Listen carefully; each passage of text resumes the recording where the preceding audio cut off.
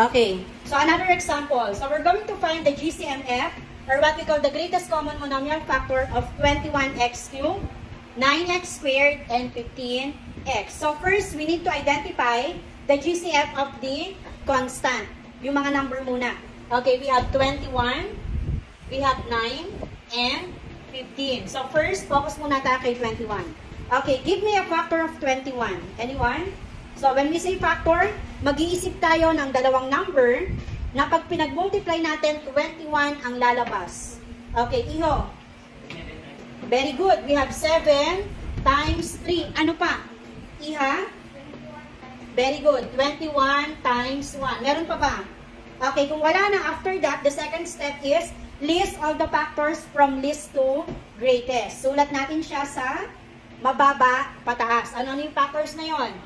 1, 3, 7, and... Okay, ano ulit ang tawag dito? Okay, factors of 21.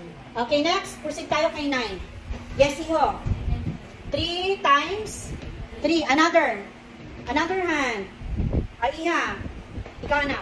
9 times 1. Tandaan yung class, kung ano yung given number, laging times 1 yun. 21 times 1. Ano pa? 9 times 1. Ito kaya? 15 times. Laging may ganun, ha? Meron pa po ba kay 9? Kung wala na, list all the factors. Okay, start from 1. Ilang beses si 3? Okay, write it as 1 na lang yun, ha? Na 1, 3, and 9. Next, 15. Give me a factor of 15. Iha. 3 times 5. Another factor. O, yung sinabi ko kanina, laging may? Very good. 15 times 1. Meron pa ba? O, list all the factors again. Start from 1, 3, 5, and... Okay, after writing all the factors, our third step is to encircle the common factors. Sino-sino daw yung magkakaparehas sa kanilang tatlo? O, start tayo kanino? 1. O, encircle mo silang tatlo. Sino pa? 3. Ano pa po? Okay, kung wala na, the question is, what is the GCF of 21, 9, and 15? Okay, very good. 3. Then, paano na magiging GCMF yan? So, dahil may letters na or dahil may variable na, papasok na tayo sa greatest common monomial factors. Okay, identify first the variable. What variable is this? X. This one? X. Okay, they have a common variable. May pare-parehas ba silang X? Okay, kung may pare-parehas, meaning pwede natin siyang kuwaan. Kasi from the word itself, common na. Common variable sa kanilang tatlo. Anong letter yon?